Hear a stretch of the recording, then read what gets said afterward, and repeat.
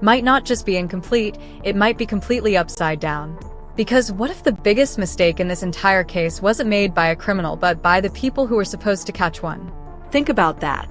The one piece of evidence, the one thing that could have exposed everything, was handled in a way that now has people asking a dangerous question. Was this incompetence or something much worse? And here's where it gets uncomfortable. For weeks, the official narrative stayed clean, controlled, reassuring, predictable. But behind the scenes, conflicting decisions, blocked access, and a choice that some experts are now calling unrecoverable. So, why was critical evidence sent somewhere that couldn't even handle it? Why were warnings ignored? And why was one reporter, just one, standing there, asking questions nobody wanted to hear? Because now, after weeks of silence, after statements that don't quite match up, after a timeline that raises more questions than answers, everything is shifting. Quietly, uncomfortably. And the twist? This wasn't a surprise. Someone saw it coming, said it out loud, put it on record. The real question is, who didn't want you to notice? At first, nothing about this case looked unusual. A quiet neighborhood, a predictable routine, a name that no one outside that street had ever heard before. Nancy Guthrie, 84 years old. No enemies, no public controversies, no headlines. Until one morning, she was just gone. No forced entry that screamed chaos. No witnesses stepping forward. No immediate explanation that made sense. Just a house that looked normal until you looked closer. Because the moment investigators stepped inside, something felt off. Not wrong in an obvious way, wrong in a way you can't explain at first. Drawers slightly open, objects not quite where they should be, and then the detail that changed everything. Biological evidence. Inside the house. Unfamiliar. Unaccounted for. And potentially the only direct link to whoever had been there that night. This, right here, was the moment the case could have broken wide open. One sample. One profile. One name. But instead of clarity, what followed was confusion. Because before the public even understood what had been found, decisions were already being made behind closed doors. Decisions that, at the time, were described as standard procedure. Routine. Nothing to question. Nothing to worry about. Except someone did question it. Brian Entin. Not an official. Not part of the investigative team. Just a reporter. But not the kind who repeats statements and moves on. The kind who notices when something doesn't line up. The kind who asks the question everyone else avoids. And early on, earlier than most people remember, he started focusing on one specific detail, where the evidence was going. Because here's what didn't sit right. In cases like this, cases involving unidentified DNA, there is usually a clear path, a protocol, a place where evidence is sent when the stakes are this high. But this time, that path was bypassed. Instead, the evidence was redirected, not to the most advanced facility available, not to the team known for handling complex samples, but somewhere else, a private lab, DNA Labs International. Now on paper, that doesn't sound suspicious.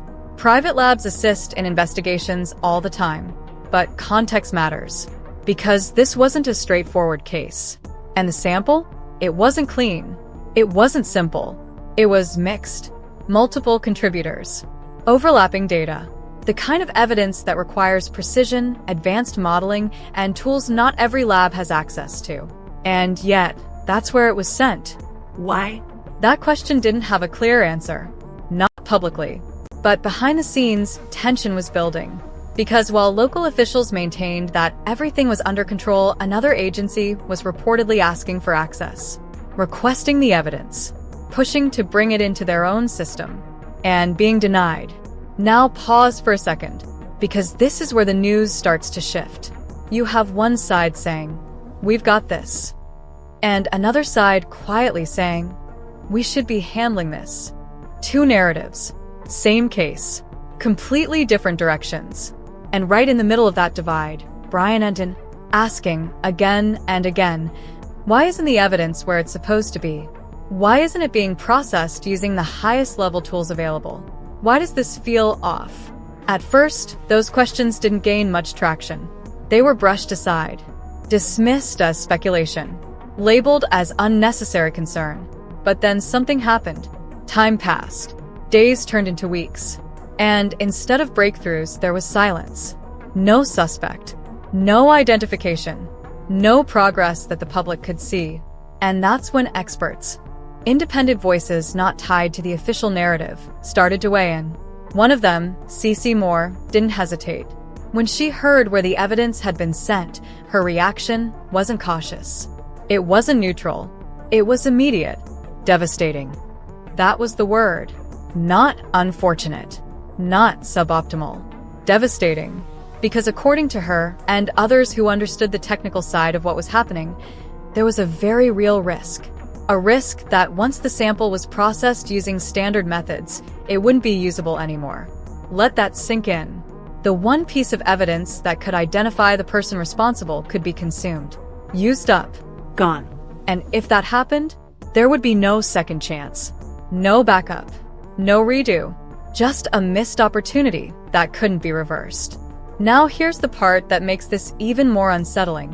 While all of this was unfolding, public statements remained calm, controlled, reassuring.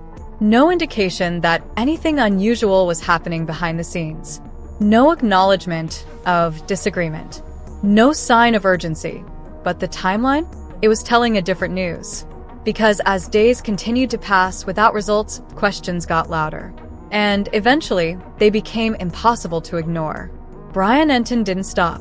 He doubled down, brought in analysts, highlighted inconsistencies, put the focus exactly where it made people uncomfortable, on the decision itself. Why was this path chosen? Who approved it? And what happens if it doesn't work? Because by this point, that possibility wasn't theoretical anymore. It was real, very real. And then, quietly, without the kind of announcement you'd expect, something changed. The direction shifted. The evidence, the same evidence that had been sitting in that lab for weeks, was moved, transferred, rerouted to where many believed it should have gone from the beginning. Quantico. The place equipped to handle complexity. The place built for cases exactly like this. But by the time that happened, weeks had already been lost. Critical weeks. The kind of time you don't get back in an active investigation. And suddenly, the question wasn't just about what went wrong. It was about how much that mistake had already cost. Because now, the most advanced tools were finally being used. The right people were finally involved. The right process was finally in motion. But the damage?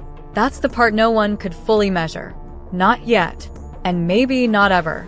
And just when it seemed like the news had finally stabilized, like the evidence was now in the right hands, like the investigation could finally move forward the way it should have from day one, another layer surfaced. And this one, it didn't just raise questions. It changed the tone of the entire case. Because behind the technical errors, behind the delayed transfers, behind the carefully worded public statements, there were signs of something deeper. Something messier. Something that didn't fit the image of a clean, controlled investigation. It started with whispers, not headlines, not official confirmations. Whispers. Sources close to the situation, people who weren't speaking publicly but weren't staying completely silent either, began hinting that what the public was seeing wasn't the full picture.